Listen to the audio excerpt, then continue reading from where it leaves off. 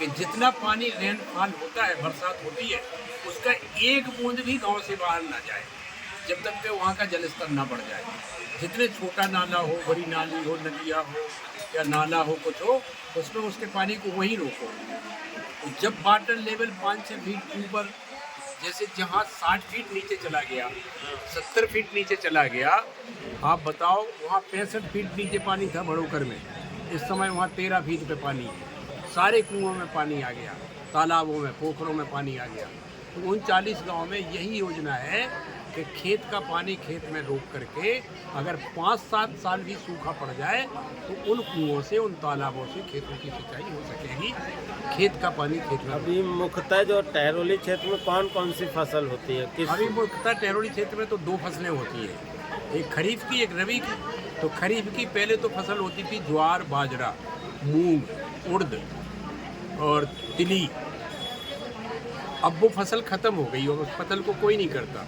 अब तो खरीफ की में मूंगफली बोते हैं लोग और उड़द बोते हैं लोग। मूंगफली ज़्यादा बोते हैं टहरोली कैसे। तो उस मूंगफली में भी कभी कभार जब पानी नहीं बरसता था तो पानी देना पड़ता था।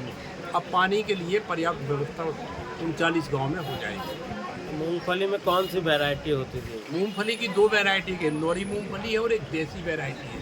देसी वैरायटी का दाना थोड़ा बड़ा होता है, उसका छिलका थोड़ा गुलाबी होता है, और इंदौरी वाला छिलका थोड़ा रेड रंग का होता है, उसके में दाने छोटे होते थे। तो उसकी जो प्रोडक्शन है, जो 1 बीघे में करीब 10-15 किलो मूंगफली बोई जाती है, तो उसमें 1 बीघे में या 1 एकड़ कह लो आप, तो 1 एकड़ में कम से कम कितना, 4 क्विंटल के लगभग, 5 क्विंटल। उस पानी के रुकने से 5 क्विंटल पैदावार होने लगी। पहले 2 क्विंटल होती थी, 2.25 गुनी बढ़ गई। और उड़द में कौन सी वैरायटी? उड़द में तो जो बहुत वैरायटी आ गई नई, ये ग्रासलैंड वगैरह निकाली है। पहले तो उड़द और मूंग का ये था कि वो एक ज्वार के उसके साथ बुकती थी, उसमें कटती थी। अब तो 3 ही महीने की फसल हो गई। अरहर है, उड़द है, मूंग है, तिल है, ये सारी नई वैरायटी आ गई। अब तो मूंगफली की फसल गर्मियों में भी होने लगी।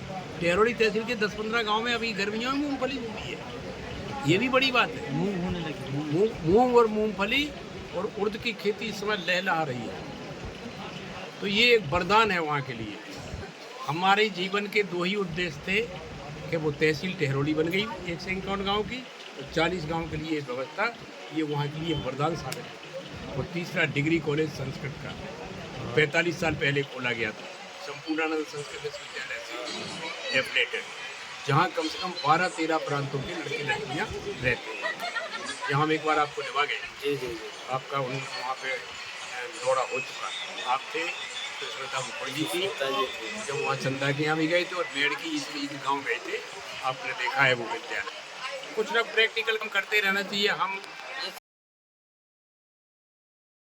सबसे बड़ी किसानों की सरकार ने तो किसान कभी 50 बीघा का काश्तकार 100 रुपये है, 6,000 साल का, अगर वो 2-3 साल का बचाया उसने, अगर तो 200 रुपये, 300 रुपये, 800 रुपये, 900 रुपये के लिए दान देगा। क्योंकि बैंकों के कर्मचारी या सोसाइटी सरकार के प्रतिनिधि है, लेकिन बैंक के मैनेजर न सुधरे थे, न प्रार्थना करें कि आपके माध्यम से चूसने से बच जाए। ये तीनों, उसको थानेदार और बैंक का मैनेजर, नरेंद्र दामोदर दास मोदी ने डिजिटल इनकी रीढ़ की हड्डी पर लठ मारा। टीवी पे देख लो, मोबाइल निकाल लो, नकल नहीं देता था। फायदा उठाना चाहिए के लिए। तो अभी पटवारी पे ही निर्भर है। तो ठीक ठीक है कि आप कंप्यूटर से निकल किसानों को मतलब उनको खसरे के 2-3 दिन रुकवा गाँव में अब जैसे पहले अपना करने लगे, बेड़ा काटा दार एक मेड़ को एक बनता है 15 फीट का, 6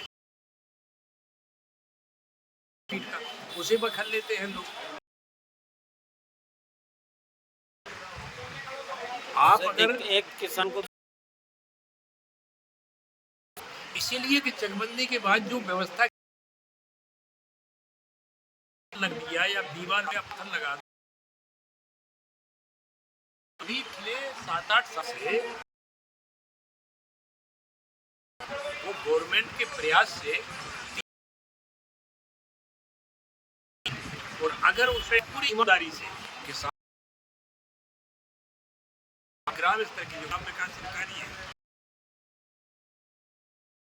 या सोसाइटी का सुनवाई मिल करके खड़े तो वो दिन दूर नहीं है। तो हम किसान के बेटे हैं, तो आप बता दें कि हमारे यहाँ सौंफ, हल्दी, गेहूँ, उर्द, मक्का